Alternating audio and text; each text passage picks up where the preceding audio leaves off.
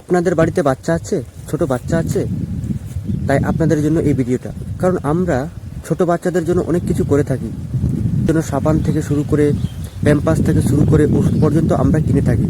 যে সমস্ত ছোট বাচ্চাদের জন্য আপনারা ওষুধ কিনেন সেটা সিরাপ হয়, আর সেই সিরাপগুলো আপনারা খাওয়ান। তো ওই সিরাপগুলো খাওয়ানোর সময় একটা জিনিস আপনারা অবশ্যই লক্ষ্য রাখবেন, যখন কোনো সিরাপ যদি জ্বরের সিরাপ হয় আর অ্যান্টিবায়োটিকের সিরাপ হয়, তো কীভাবে এগুলোকে খাওয়ানো যাবে।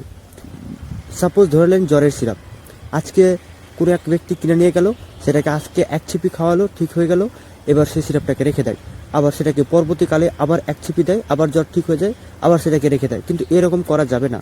কোন সিরাপগুলো কীভাবে খাওয়ানো যাবে সে নিয়ে আপনাদের একটা টিপস দিচ্ছি। যেমন ধরুন, সিরাপ কিন্তু দুই ধরনের হয়ে থাকে সাধারণত। একটা হলো ডাই সিরাপ আর একটা হলো কোল্ড সিরাপের মতন।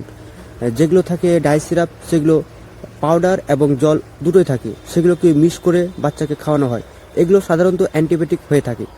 আর এই সিরাপগুলো যদি একবার জল মিশিয়ে দেওয়া হয় পাউডারের সাথে, তাহলে তার ডেট যতই বেশি থাকুক না কেন, তার কিন্তু যেদিন থেকে জল মিশানো হবে সেদিন থেকে তার ডেট স্টার্ট হয়ে গেল, সেদিন থেকে তার 15 দিন পর্যন্ত তার ভ্যালিডিটি থাকে।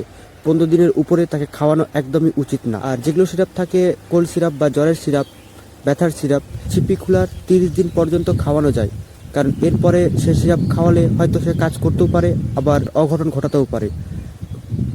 কারণ এগুলো সিরাপ একবার ছিপি খুলে দিলে 30 দিন পর্যন্ত তার ভ্যালিডিটি থাকে। হ্যাঁ, কিছু কিছু ক্ষেত্রে 3 মাসও হয়ে থাকে, তবে বেশিরভাগই 1 মাস 30 দিন, এটাই বেশি প্রযোজ্য। কারণ আপনার ছোট বাচ্চা, রিস্ক নেবেন কেন?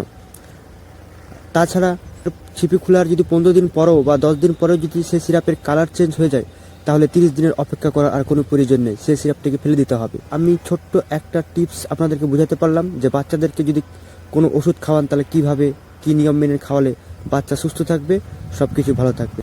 এই ছোট টিপসটা দেখার জন্য আপনাদেরকে ধন্যবাদ। ভালো থাকবেন সবাই, নমস্কার।